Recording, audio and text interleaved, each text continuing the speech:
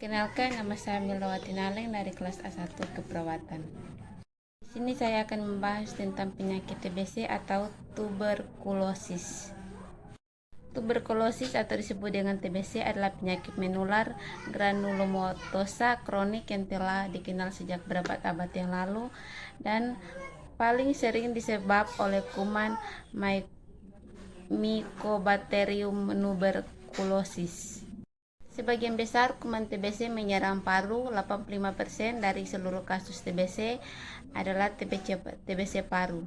Sisanya 15% menyerang organ tubuh lain, mulai dari kulit, tulang, organ-organ seperti ginjal, usus, otak, dan lainnya.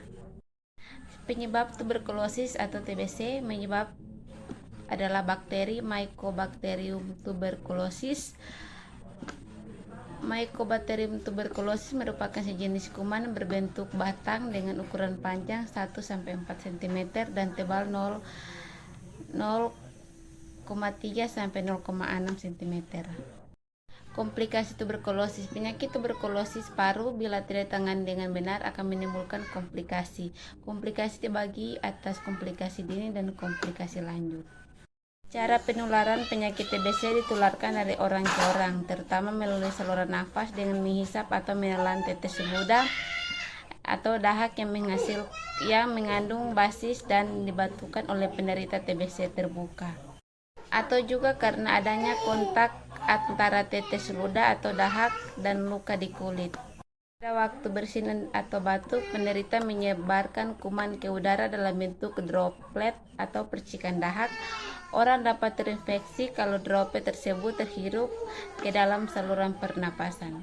Selama kuman TBC masuk ke dalam tubuh manusia melalui pernapasan, kuman TBC tersebut dapat menyebar dari paru ke bagian tubuh lainnya. Melalui sistem peredaran darah, sistem saluran limfik, saluran nafas, atau menyebarkan langsung ke bagian-bagian kuman yang dikeluarkan dari parunya. Penjalanan penyakit. Pertama, tuberkulosis primer merupakan sindrom yang disebabkan oleh infeksi Mycobacterium tuberculosis pada pasien non-sensitif, yaitu mereka yang sebelum pernah terinfeksi. Pasien biasanya tanpa gejala. Tuberkulosis primer yang sering terjadi pada anak, tetapi bisa terjadi pada orang dewasa dengan daya tubuh yang lemah seperti penderita HIV.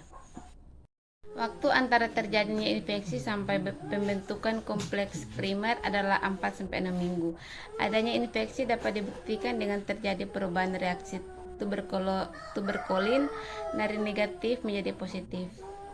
Tuberkulosis post-primer merupakan sindrom yang disebabkan oleh infeksi Mycobacterium tuberculosis pada yang pernah terinfeksi dan oleh karenanya pasien sensitif terhadap tuberkulin. TBC paru post-primer biasanya terjadi akibat dari infeksi laten sebelumnya. Pengobatan diagnosis TBC pada anak sulit sehingga sering terjadi mediagnosis, baik overdiagnosis maupun underdiagnosis.